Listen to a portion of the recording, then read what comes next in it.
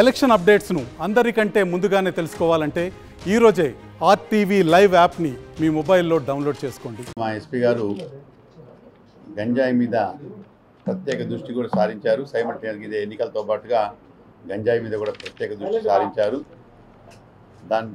దాన్ని దృష్టిలో పెట్టుకొని ఈ గంజాయి రేట్స్లో భాగంగా ఈ నిన్నటి దినము మధ్యాహ్నం 1 గంట సమయంలో వచ్చినటువంటి సమాచారం మేరకు ఆ రైల్వే ట్రాక్ అంకుర హాస్పిటల్ పక్కన ఉండేటువంటి రైల్వే ట్రాక్ పక్కన ఒక 3 ముద్దాయిలు గంజాయి పెట్టుకొని పొజిషన్లో ఉంటే ఆ ముగ్గురిని అరెస్ట్ చేయడం జరిగింది.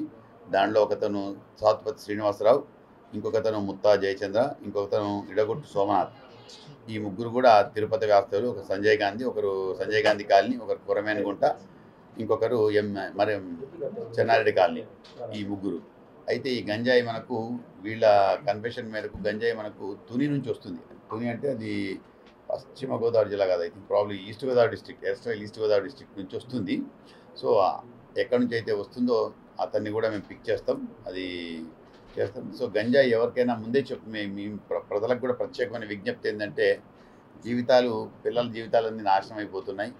ఇది ముఖ్యంగా యువత, స్టూడెంట్స్ గంజాయి మత్తుకు బానిసలైపోయి జీవితాన్ని నాశనం చేసుకోవద్దండి.